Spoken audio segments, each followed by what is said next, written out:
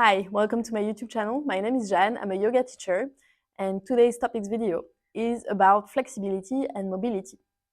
So, what is the difference, right?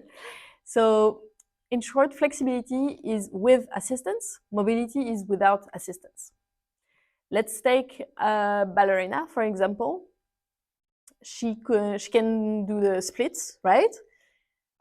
So it means that she's having the floor as assistance, okay? Because the floor is actually pushing for her to open the legs even more.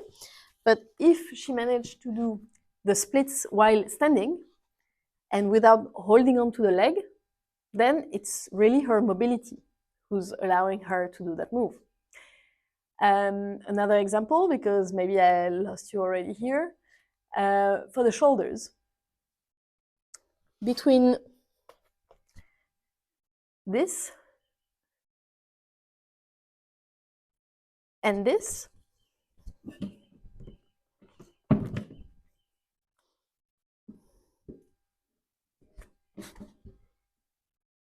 what is my range of flexibility? What is my range of flexibility? So I said flexibility is with assistance, mobility is without assistance. So here I had assistance with the chair. So that's my flexibility, right? Like this. It's more than my mobility because I can go as high by myself.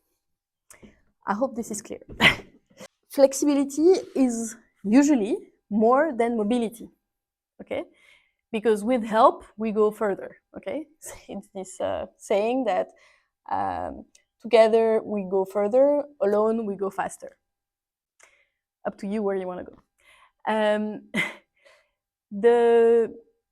The other thing I would like also to add is that it's also a question of preparation, right? For the shoulder, if I try to open my arm and go like this is how far I go, okay? If I pull my arm away, I can go much further, okay? So, yeah, mobility can be increased just by biomechanics, technically.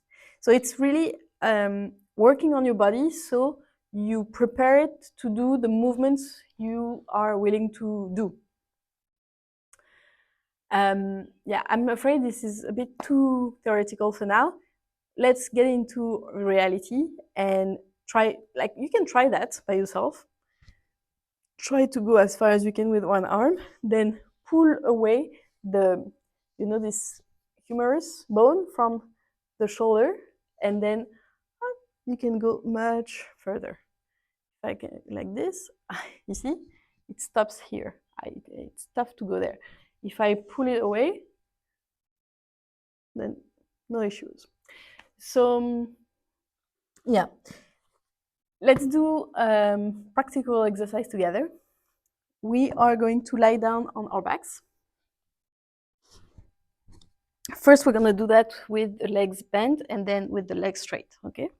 So, maybe you can catch both your knees just to start with a relaxed lower back because this is not what we're working on. Keep the left leg into your hands and extend the right leg down onto the floor.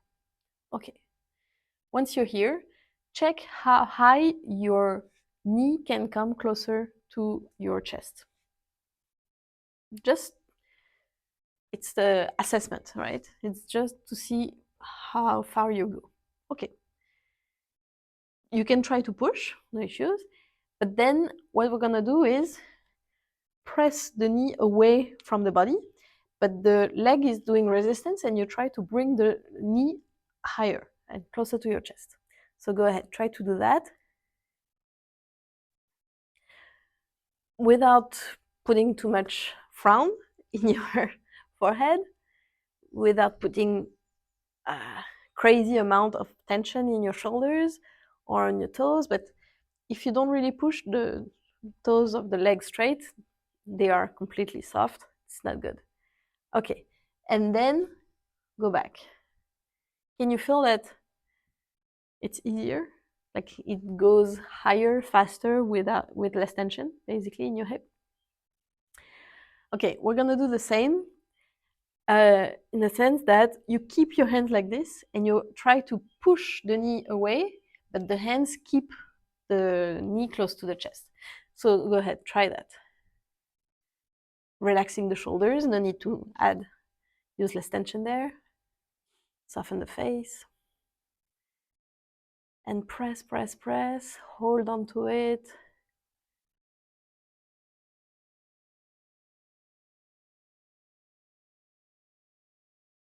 Breathe.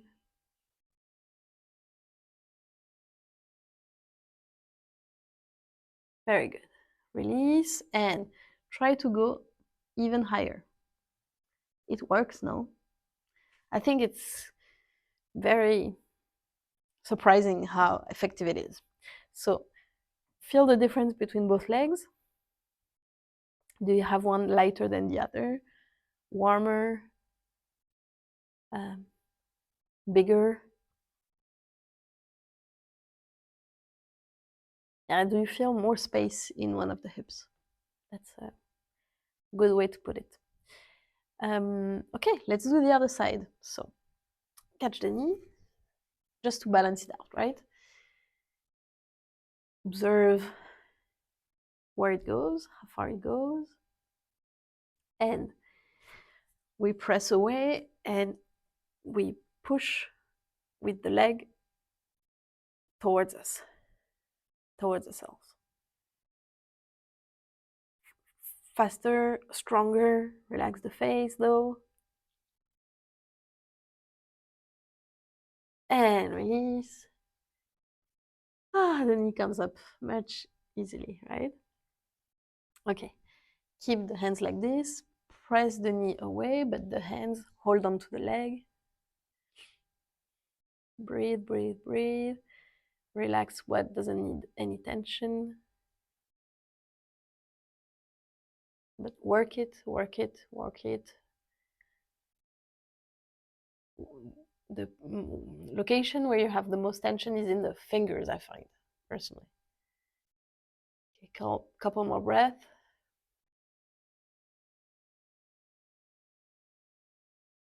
And release. Ooh, wow. Yeah, this is quite impressive, right? Okay, relax for a bit. Breathe.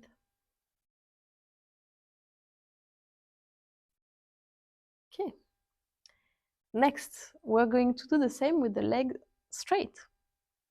So it's going to be easier with the bottom leg bend and the leg up. So how high can you go with the leg straight? This is the common parameter we should keep, right? So this is how far you can go flexibility-wise, right? Because you have the assistance of your hands pulling the leg up.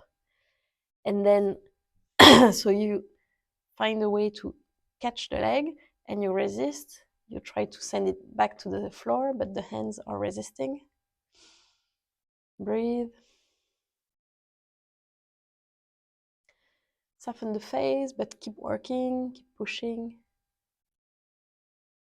Work that resistance. And the leg goes a bit higher. Okay. Now, let's try to do the opposite. So hands on the knee or on the shin as you can, and on the feet, on the foot. Well, on the shin works better.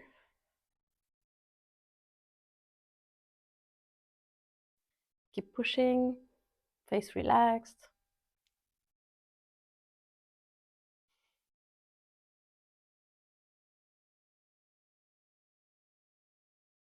And release.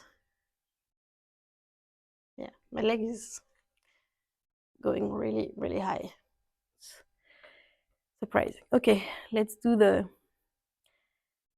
in-between observation. Feel the difference between left and right in terms of temperature, space, volume, general feeling.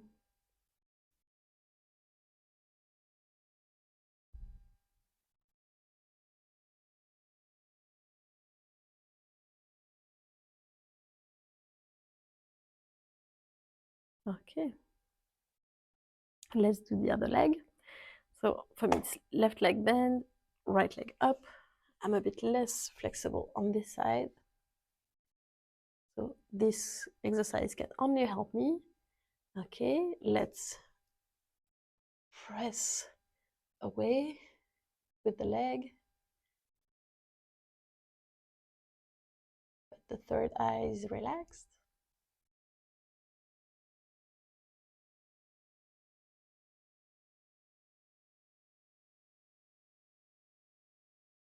Focus on pushing, pushing, pushing. 2 more breath.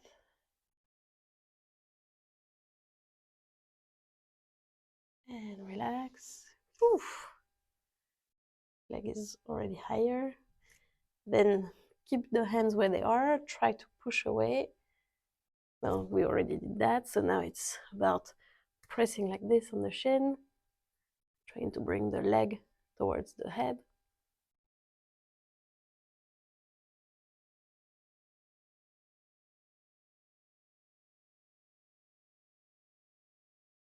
This gives me so much warmth.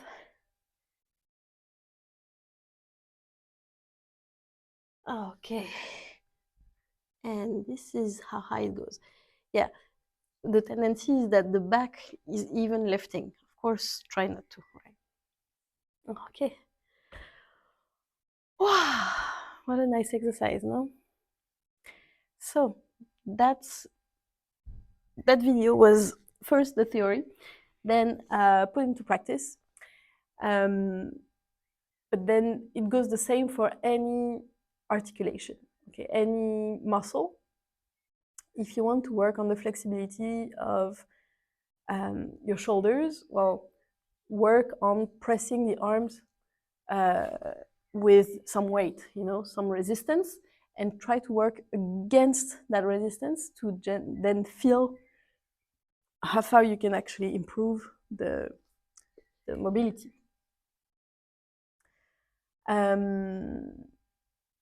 Yeah, I wanted to add this little guy here.